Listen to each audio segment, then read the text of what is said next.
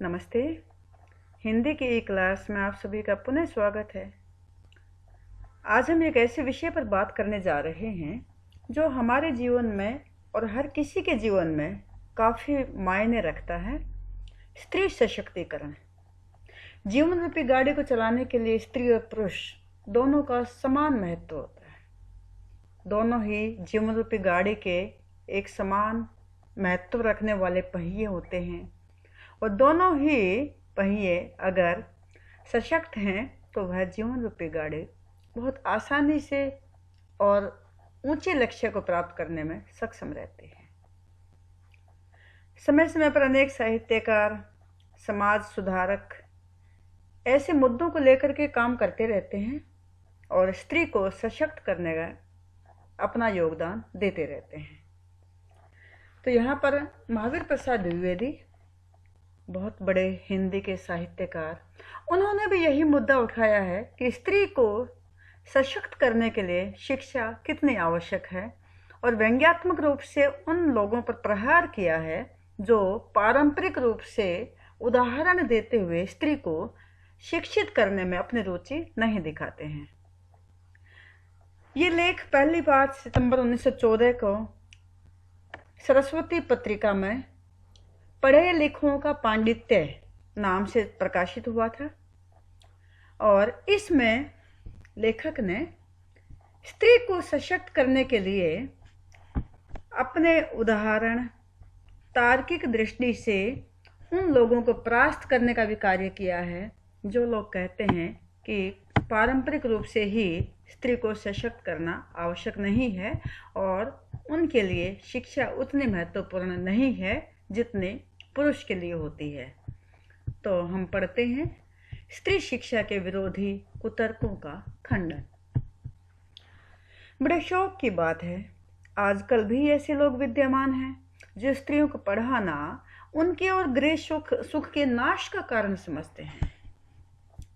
लेखक व्यंग्यात्मक रूप से पाठ का आरंभ करता है और उन लोगों पर प्रहार करता है जो कहते हैं कि स्त्री को पढ़ाना अर्थात गृह सुख यानी कि घर के सुख को तिलांजलि देना है, खत्म करना है, कलह का स्वागत करना है, ऐसा समझते हैं।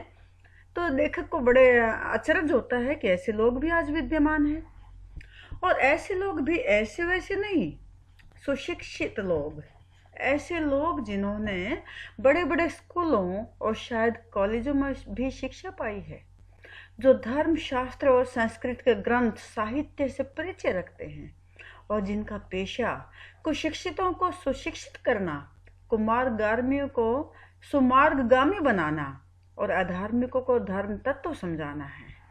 यानी ऐसे लोग स्त्री शिक्षा का विरोध करते हैं जो कि जिनका कार्य जो शिक्षित नहीं है उन्हें शिक्षित करना है, जिनका कार्य बुरे रास्ते पर चलने वाले लोगों को अच्छे रास्ते पर चलाना है, जिनका कार्य जो अधार्मिक उनको धर्म का मूल तत्व समझाना है।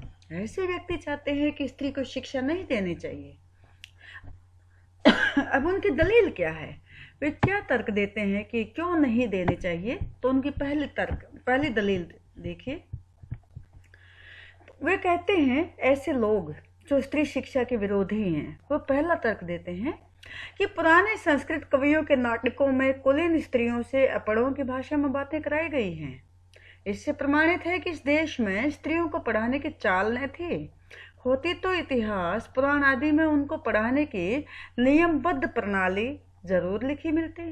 पहला तर्क परंपरा से निकाल कर लाते हैं, प्राचीन काल के साहित्य से निकाल कर लाते हैं। वे कहते हैं कि जो संस्कृत कवियों ने नाटक लिखे हैं वहाँ पर जो ऊंचे घरों की जो स्त्रियां हैं उनसे भी अनपढ़ों की भाषा में बातें कराई गई हैं। इसका अर्थ ये है कि वहाँ पर शिक्षा का प्रचलन नहीं था, स्त्री को पढ़ाने की चाल नहीं थी, चाल नहीं यानी कि परंपरा नहीं थी। तो पहला तर्क उन्होंने ये दिया है। दूसरा तर्क क्या देते हैं, स्त्रियों को पढ़ाने से अनर्थ होते हैं। शकुंतला इतना कम पढ़ी थी कि गवारों की भाषा में मुश्किल से एक छोटा सा श्लोक वह लिख सकी थी, तिस पर भी उसकी इस इतनी कम शिक्षा ने भी अनर्थ कर डाला। शकुंतला ने जो कटु वाक्य दुष्यंत को कहे वह इस पढ़ाई का दुष्परिणाम था। यानी कि यहाँ पर अनर्थ की भी बात की गई है कि शकुंतला और दुष्यंत का उदाहरण निकाल करके यहाँ पर तर्क दिया गया है कि वो कम पढ़ी लिखी थी, तो भी उस कम पढ़ी लिखी होने ने भी जो विनाश है उसमें अपना योगदान दिया। अगर वह पढ़ी लिखी नहीं होती तो वो कड़वे वाक्य दुष्यंत को नहीं कहती और विनाश नहीं होता। तीसरा तर्क क्या देते हैं, जिस भाषा में शकुंतला ने श्लोक रचा वह अपढ़ों की भाषा थी, यानी वह चाहे कम पढ़ी लिखी थी तो भी वह अब बात हमेशा अनपढ़ों की ही भाषा में करती थी। अतएव नागरिकों की भाषा की बात तो दूर रही, अपढ़ गंवारों की भी भाषा पढ़ना स्त्रियों को बर्बाद करना है, यानी कि उनको तो पढ़ाई करानी ही नहीं चाहिए, उनसे तो अनपढ़ गंवारों की भाषा में भी पढ़ने की अनुमति नहीं देनी चाहिए। यानी स्त्रियों को तो किसी भी हालत में पढ़ाई करना उचित नहीं होता है। ये तर्क देते हैं ऐसे लोग जो कि स्त्री शिक्षा का विरोध करते हैं। तो उन्होंने 3 तर्क यहाँ पर दिए हैं। इस तरह की दलीलों का सबसे अधिक प्रभावशाली उत्तर उपेक्षा ही है। उपेक्षा यानी उसको अनसुना कर देना, उनका तिरस्कार कर देना। तथापि हम 2-4 बातें लिख ही देते हैं। लेखक कहता है कि ऐसे लोग जो इस तरह की दलील देते हैं, तर्क देते हैं कि स्त्रियों को पढ़ाना विनाश को आमंत्रित करना है, तो लेखक कहता है कि ऐसे लोगों की बातों को तो अनसुना ही कर देना चाहिए, उपेक्षित कर देना चाहिए उन्हें। लेकिन फिर भी लेखक 2-4 बातें कहता है कि मैं लिख ही देता हूँ। ये कहता है, नाटकों में स्त्रियों का प्राकृत बोलना उनके अपढ़ होने का प्रमाण नहीं है। जैसे उन्होंने बोला ना कि शुरुआत में उन्होंने तर्क दिया कि नाटक में जो स्त्री पात्र होते थे वे अनपढ़ों की भाषा में बात करते थे, तो ये कहता है कि ये कोई प्रमाण नहीं है। अधिक से अधिक इतना ही कहा जा सकता है कि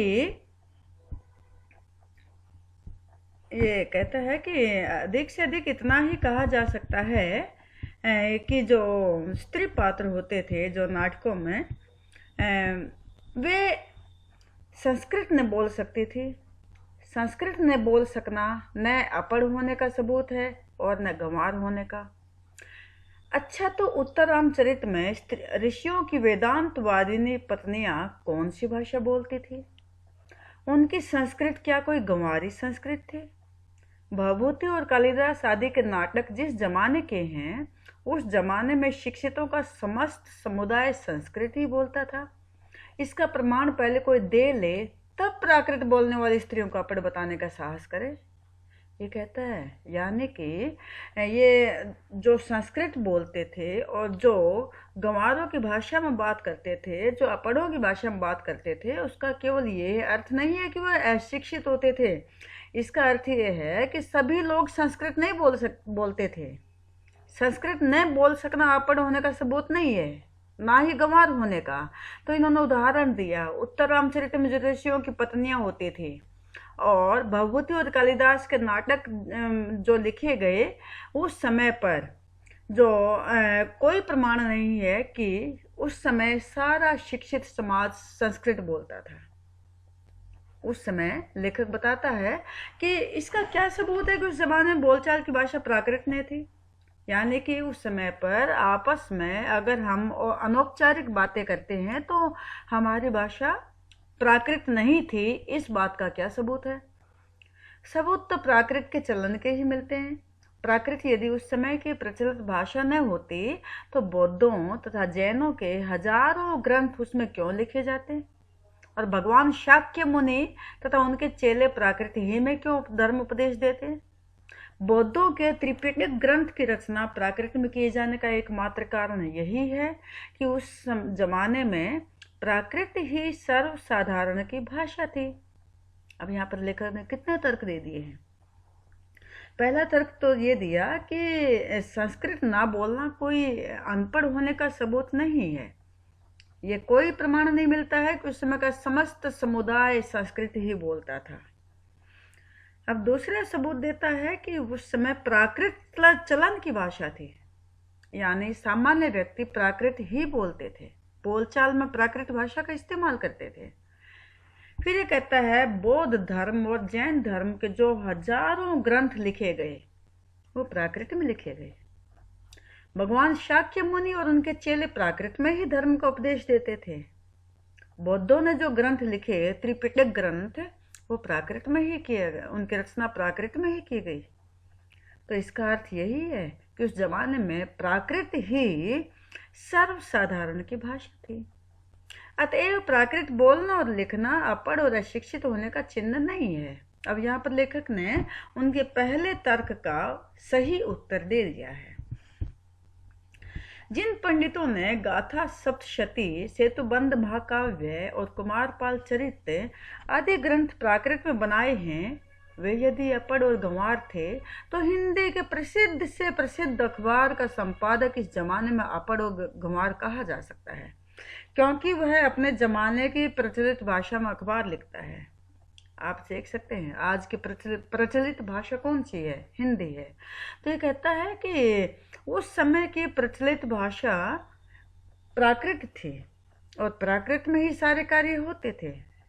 तो अगर उस समय की जो प्राकृत प्रचलित भाषा में कार्य करना अनपढ़ होने का सबूत है, तो आज की प्रचलित हिंदी भाषा में चाहे कितना भी कार्य करे, कितना भी ऊंचा कार्य करे, यानी उन्हें भी अनपढ़ कहा जाना चाहिए। क्यों? क्योंकि ये तो प्रचलित भाषा में कार्य कर रहे हैं। हिंदी, बांग्ला आदि अनेक भाषाएं आजकल के प्राकृत हैं। शौरसेनी, मागधी, महाराष्ट्री, पाली आदि ये जो भाषाएं हैं, ये उस जमाने की प्राकृत थी। प्राकृत पढ़कर भी उस जमाने में लोग उसी तरह सभ्य, शिक्षित और पंडित हो सकते थे जिस तरह की हिंदी, बांग्ला, मराठी इत्यादि भाषाएं पढ़कर इस जमाने में हम हो सकते हैं। फिर प्राकृत बोलना अपढ़ होने का सबूत है, ये बात कैसे मानी जा सकती है? यानी लेखक ने प्रमाण सहित इस बात का तर्क दिया है, उत्तर दिया है कि प्राकृत बोलने वाले व्यक्तियों को हम अनपढ़ नहीं कह सकते और इस आधार पर स्त्रियों को शिक्षित न करने का तर्क नहीं दे सकते। जिसमें आचार्यों ने नाट्य शास्त्र संबंधी नियम बनाए थे, उस समय सर्वसाधारण की भाषा संस्कृत में थे। यानी नाट्य शास्त्र अर्थात जो नाटक खेले जाते हैं, लिखे जाते हैं, उनसे संबंधित जो नियम होते हैं, उनके लिए नियम उस समय तक नहीं बनाए गए थे। तो इसलिए उस समय पर जो चुने हुए लोग होते थे, यानी बहुत जो संस्कृत को सीखने में अपना जो समय बिताते थे, तो ऐसे ही लोग संस्कृत बोलते थे या बोल सकते थे। इसी से उन्होंने उनकी भाषा संस्कृत और दूसरे लोगों तथा स्त्रियों की भाषा प्राकृत रखने का नियम कर दिया। पुराने जमाने में स्त्रियों के लिए कोई विश्वविद्यालय न था। फिर नियमबद्ध प्रणाली का उल्लेख आदि पुराणों में न मिले तो क्या आश्चर्य, और उल्लेख उसका कहीं रहा हो पर नष्ट हो गया हो तो।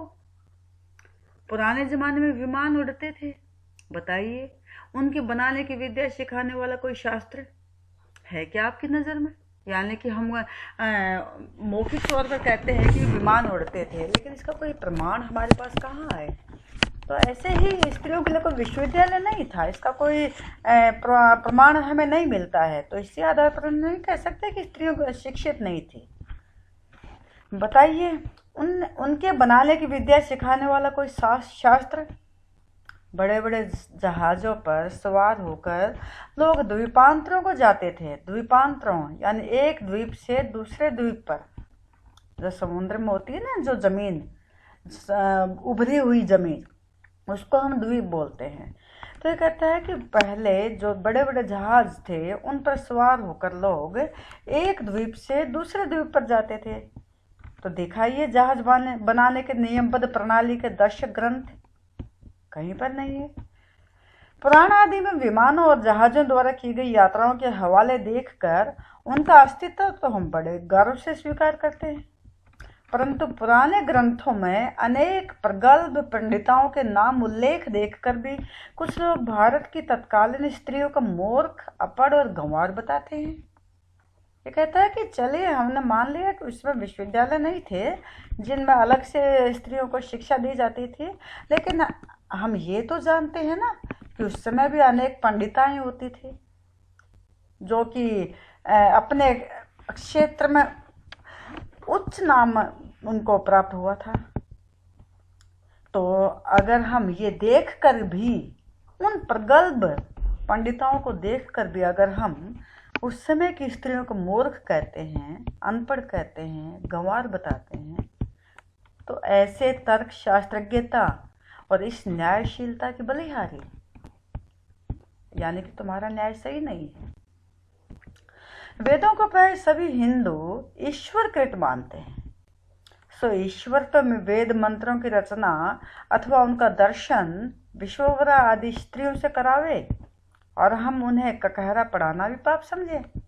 हम मानते हैं ना कि वेद जो हैं वो ईश्वर के द्वारा बनाए गए हैं, तो ये भी उल्लेख मिलता है कि विश्ववरा जो स्त्री थी उसने वेद मंत्रों की रचना में अपना योगदान दिया था। जब हम ये मान सकते हैं तो हम ये कैसे कह सकते हैं कि उन्हें पढ़ना नहीं चाहिए? ककहरा यानी कि वर्णमाला का ज्ञान उनको नहीं होना चाहिए, शिक्षित उन्हें नहीं होना चाहिए। अब ये अन्य उदाहरण भी देता है लेखक। ये कहता है शीला विद्या आदि कौन थी? वे भी तो स्त्री थी। बड़े बड़े पुरुष कवियों से आदरित हुई थी या नहीं? शारंगधर पद्धति में उनकी कविता के नमूने हैं या नहीं? बौद्ध ग्रंथ त्रिपिटक के अंतर्गत थेरी गाथा में जिन स्त्रियों को पद्य रचना उद्धृत है वे क्या अनपढ़ थी? जिस भारत में कुमारिकाओं को चित्र बनाने, नाचने, गाने, बजाने, फूल चुनने, हार गूंथने, पैर मलने तक की कला सीखने की आज्ञा थी, उनको लिखने पढ़ने की आज्ञा न थी। कौन विज्ञ ऐसी बात मुख से निकालेगा? विज्ञ यानी कि पंडित, जानकार, विद्वान। और कोई निकाले भी तो मानेगा कौन? यानी यहाँ पर लेखक ने अनेक उदाहरण देते हुए कि किस तरह से वेदों की रचना में स्त्रियों का योगदान और शीला विद्या आदि अनेक स्त्रियाँ जो बहुत बड़ी कवयित्री हुई और जिन्होंने अनेक कवियों से मुकाबला किया, उनकी कविताओं के नमूने आज भी मिलते हैं। जिन स्त्रियों की पद्य रचना आज भी थेरी गाथा में संकलित है। और अगर हम देखें तो जो चित्र बनाना होता है वो भी विद्या होती है, हार गूंथना, नाचना, गाना, ये भी विद्या होती है। जब ये विद्या सीखने की कला जो अनुमति है वो उन स्त्रियों को थी, तो हम कैसे कह सकते हैं कि वो अनपढ़ थी? और ऐसा कौन कह सकता है? कहेगा तो मानेगा कौन? अत्रि की पत्नी धर्म पर व्याख्यान देते समय घंटों पांडित्य प्रकट करे। गार्गी बड़े बड़े ब्रह्मवादियों को हरा दे। मंडन मिश्र के सहधर्मचारिणी शंकराचार्य के छक्के छुड़ा दे। गजब! इससे अधिक भयंकर बात और क्या हो सकेगी? यह सब पापी पढ़ने का अपराध है। न वे पढ़ती, न वे पूजनीय पुरुषों का मुकाबला करती। ये सारा दुराचार स्त्रियों को पढ़ाने का ही कुफल है। समझे? स्त्रियों के लिए पढ़ना कालकूट और पुरुषों के लिए पीयूष का घूंट। ऐसी ही दलीलों और दृष्टांतों के आधार पर कुछ लोग स्त्रियों को अपढ़ रखकर भारतवर्ष का गौरव बढ़ाना चाहते हैं। लेकिन यहाँ पर देखिए कितने उदाहरण दिए हैं। अत्रि की पत्नी का बताया है कि कैसे वे व्याख्यान देती थी, गार्गी ब्रह्मवादियों को हरा देती थी, और मंडन मिश्र की जो पत्नी थी वह शंकराचार्य के छक्के छुड़ाने में सक्षम थी। उदाहरण है यहाँ पर। और ये कहता है, यहाँ पर इन्हीं को आधार बनाकर कहता है कि ये तो बड़ा ही अपराध हो गया, पढ़ने का अपराध हो गया। ना वो पढ़ती और ना ही पुरुषों का मुकाबला करती। ये देखिए यहाँ पर व्यंग्य है। पूजनीय पुरुष यानी कि ना ही उनका मुकाबला करती, यानी कि ऐसा जो गलत कार्य किया गया कौन सा है? पुरुषों को हरा देने का। ये तो स्त्रियों को पढ़ाने का ही बुरा परिणाम है। अब लेखक व्यंग्य करते हुए कहता है कि स्त्रियां अगर पढ़े तो वो जहर और पुरुष पढ़े तो वो अमृत। तो ऐसी दलील देकर, ऐसे उदाहरण देकर अगर कुछ लोग स्त्रियों को पढ़ाना नहीं चाहते तो वो तो कमाल करते हैं। यानी कि भारत का गौरव इतना अच्छा बना देना चाहते हैं, बढ़ाना चाहते हैं। मान लीजिए कि पुराने जमाने में भारत की एक भी स्त्री पढ़े लिखे नहीं थे, ना सही उस समय स्त्रियों को पढ़ाने की जरूरत न समझी गई होगी। अब यहाँ पर लेकर आता है कि जो सामने वाले हैं कि हम उनको कैसे मनाएं। यानी अभी तक उन्होंने सप्रमाण तर्क दिए कि पहले भी स्त्रियां पढ़ी लिखी होती थी। फिर वो यहाँ पर एक समझौते की स्थिति में आता है कि चलिए मान लिया, हमने आपकी भी बात मान ली कि पहले नहीं पढ़ी लिखी होती थी और उस ज़माने में स्त्रियों को नहीं पढ़ाना उचित माना जाता था और उस समय शायद आवश्यकता भी नहीं होगी, लेकिन अब तो है। अब उनको मनाने के रास्ते पर है लेखक, अब तो है, अगर अब है तो पढ़ाना चाहिए। हमने सैकड़ों पुराने नियमों, आदेशों और प्रणालियों को तोड़ दिया है या नहीं? तो चलिए स्त्रियों को पापड़ रखने की इस पुरानी चाल को भी तोड़ दें। हमारी प्रार्थना तो यह है कि स्त्री शिक्षा के विपक्षियों को क्षण भर के लिए भी इस कल्पना को अपने मन में स्थान न देना चाहिए कि पुराने ज़माने में यहाँ की सारी स्त्रियाँ अनपढ़ थी अथवा उन्हें पढ़ने की आज्ञा न थी। अब ये लेखक कहता है कि चले हमने मान लिया वो अनपढ़ थी, उन्हें अनुमति नहीं थी। तो अब ये कहता है कि जितने भी विपक्षी हैं, जितने भी विरोधी हैं, उन्हें अपने मन में से इस बात को निकाल देना चाहिए कि वो उस समय पर सारी ही स्त्रियां अनपढ़ थी या उन्हें पढ़ने की आज्ञा नहीं थी। जो लोग पुराणों में पढ़ी लिखी स्त्रियों के हवाले मांगते हैं, उन्हें श्रीमद् भागवत दशम स्कंद के उत्तरार्ध का 53वां अध्याय पढ़ना चाहिए। उसमें रुक्मिणी हरण की कथा है। रुक्मिणी ने जो एक लंबा चौड़ा पत्र एकांत में लिखकर एक ब्राह्मण के हाथ श्री कृष्ण को भेजा था, वह तो प्राकृत में न था। अब यहाँ पर उदाहरण दिया उसने रुक्मिणी का, रुक्मिणी हरण के समय। वो कहता है कि जो रुक्मिणी हरण के समय जो एक ब्राह्मण के हाथ रुक्मिणी ने श्री कृष्ण को एक पत्र भेजा था, वो प्राकृत में नहीं था। उसके प्राकृत में होने का उल्लेख भागवत में तो नहीं। उसमें रुक्मिणी ने जो पांडित्य यानी कि विधवता, जो विधवता दिखाई, वह उसके अपढ़ और अल्पज्ञ होने का अथवा गंवारपन का सूचक नहीं है। अपढ़, अनपढ़, अल्पज्ञ जिसे कम ज्ञान होता है, गंवारपन यानी कि जो पढ़ा लिखा ना हो। पुराने ढंग के पक्के सनातन धर्म अवलंबियों की दृष्टि में तो नाटकों की अपेक्षा भागवत का महत्व बहुत अधिक होना चाहिए। इस दशा में यदि उनमें से कोई यह कहे कि सभी प्राककालीन स्त्रियां अपढ़ होती थी, तो उनकी बात पर विश्वास करने की जरूरत नहीं है। भागवत की बात यदि पुराणकार या कवि की कल्पना मानी जाए, तो नाटकों की बात उससे भी गई बीती समझी जानी चाहिए। यानी कि जब वे कहते हैं कि भागवत की बात पर ही विश्वास नहीं करते, तो भागवत की बात पे विश्वसनीय नहीं है, तो पुराणों की और कवि की बातें तो बिल्कुल कल्पना मानी जाएंगी और नाटकों की बातें तो उससे भी ज़्यादा बेकार होंगी, उससे भी ज़्यादा अविश्वसनीय होंगी। तो जो लोग भागवत पर ही विश्वास नहीं करते हैं, तो वह बाकी चीज़ों पर विश्वास भी नहीं करेंगे। स्त्रियों का किया हुआ अनर्थ यदि पढ़ाने ही का परिणाम है, तो पुरुषों का किया हुआ अनर्थ भी उनकी विद्या और शिक्षा ही का परिणाम समझना चाहिए। यानी कि अगर स्त्रियां उनको पढ़ाया जाता है और उसकी पढ़ाई का परिणाम अनर्थ होता है, तो जो पुरुष अनर्थ करता है तो वो भी तो उसकी विद्या और शिक्षा का परिणाम समझना चाहिए। बम के गोले फेंकना, नर हत्या करना, नर हत्या मनुष्यों की हत्या करना, डाके डालना, चोरियां करना, घूस लेना, रिश्वत लेना, ये सब यदि पढ़ने लिखने ही का परिणाम हो, तो सारे कॉलेज, स्कूल और पाठशालाएं बंद हो जानी चाहिए। परंतु विक्षिप्तों, वाद व्यथितों और गृहस्थों के सिवा ऐसी दलीलें पेश करने वाला बहुत ही कम मिलेंगे। ये कहता है कि ऐसे दलीलें पेश करने वाले तो केवल विक्षिप्त ही हो सकते हैं, जो कि स्त्री शिक्षा के विरोध में आ जाते हैं। शकुंतला ने दुष्यंत को कटुवाक्य कहकर कौन सी अस्वाभाविकता दिखाई? क्या वह यह कहती कि हे आर्यपुत्र, शाबाश, बड़ा अच्छा काम किया, जो मेरे साथ गंधर्व विवाह करके मुकर गए। ये आपको पता है ना कि शकुंतला और दुष्यंत ने गंधर्व यानी प्रेम विवाह किया था। उसके बाद दुष्यंत अपने राज्य में चले गए थे और एक अंगूठी देकर गए थे, कह कर गए थे कि अंगूठी के आधार पर हम एक दूसरे को पहचान लेंगे, और उसने फिर वो अंगूठी गुम हो गई तो उन्हें पहचानने से मना कर दिया। तब ये उत्तर दिया गया था। तो कहता है आपने तो बड़ा अच्छा काम किया, जो मेरे साथ गंधर्व विवाह करके मुकर गए यानी मना कर दिया। नीति, न्याय, सदाचार और धर्म की आप प्रत्यक्ष मूर्ति हैं, यानी आप तो बहुत अच्छे हैं। आप हर नियम पर खरे उतरते हैं, आप धर्म का पालन करते हैं। पत्नी पर घोर से घोर अत्याचार करके जो उससे ऐसी आशा रखते हैं वे मनुष्य स्वभाव का किंचित भी ज्ञान नहीं रखते। सीता से अधिक साधु स्त्री नहीं सुनी गई।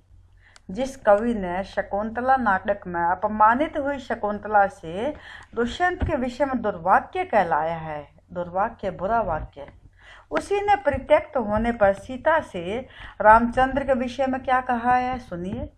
हे लक्ष्मण, जरा उस राजा से कह देना, ये सीता कहती है लक्ष्मण के माध्यम से, कि जरा उस राजा से कह देना कि मैंने तो तुम्हारी आंख के सामने ही आग में कूद कर अपनी विशुद्धता साबित कर दी थी। इस पर भी लोगों के मुख से निकला मिथ्यावाद सुनकर ही तुमने मुझे छोड़ दिया।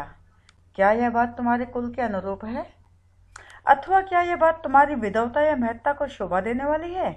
आपने पढ़ा है, वैसे भी सभी जानते हैं कि किस तरह से जब लंका में रावण के संरक्षण में रहते हुए सीता को पुनः स्वीकार वो राम कर लेते हैं अग्नि परीक्षा के बाद, तो एक धोबी के कहने से उसका त्याग भी कर देते हैं। जब धोबी अपनी पत्नी से बात करता है, कहता है कि मैं इसे स्वीकार करने वाला नहीं हूँ, तो इस तरह से उसका परित्याग भी कर देते हैं। तब ये जो सीता है लक्ष्मण से अपनी बातें कहती है कि मिथ्यावाद सुन करके, मिथ्यावाद है कि झूठ सुन करके भी उसने कैसे मुझे छोड़ दिया।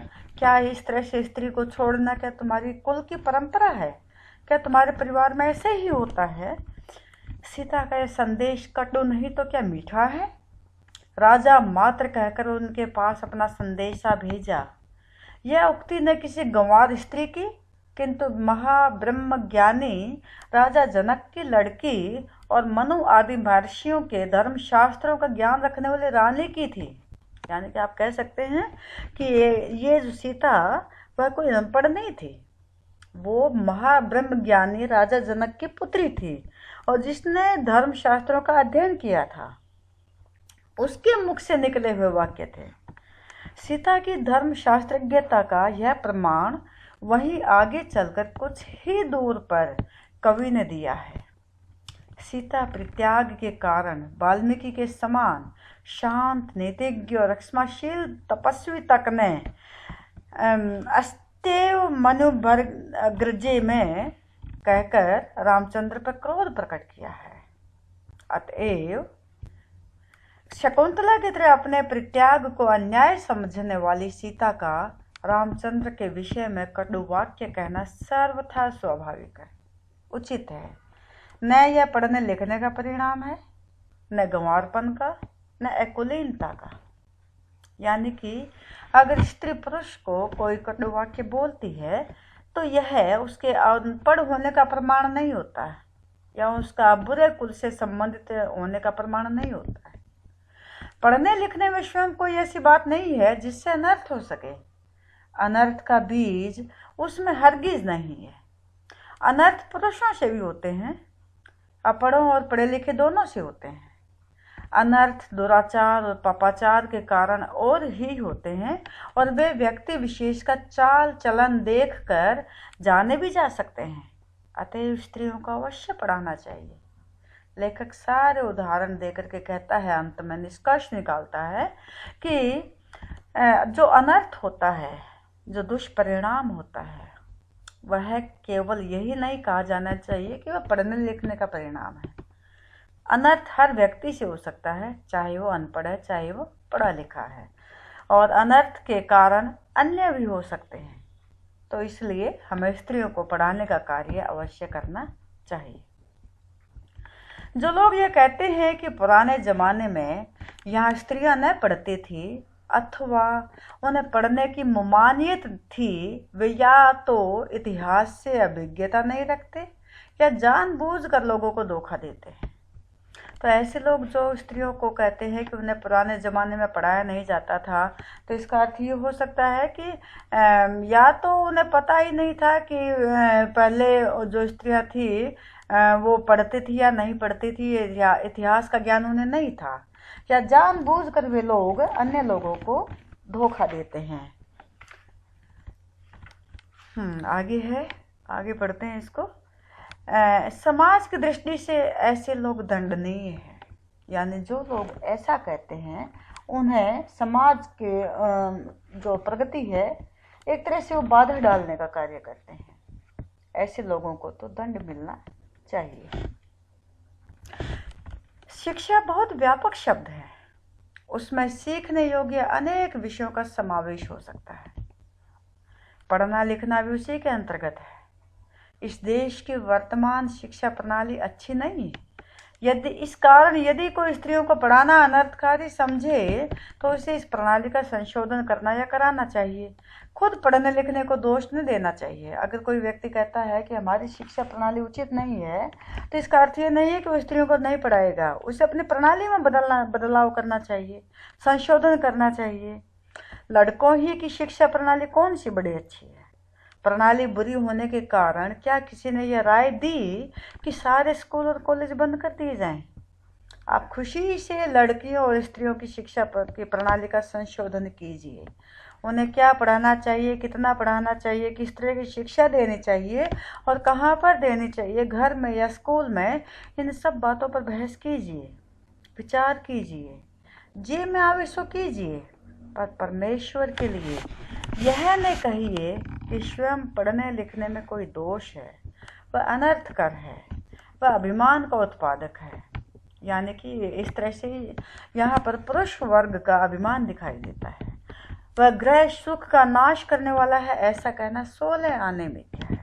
यानी कि अगर स्त्री पढ़ती है और उसको फिर आधार बनाकर कहा जाए कि इससे घर में सुख कम होता है, कलह का आगमन होता है, तो ये कहना बिल्कुल अनुचित है, झूठ है। ऐसा कहकर स्त्रियों को शिक्षा से वंचित नहीं करना चाहिए।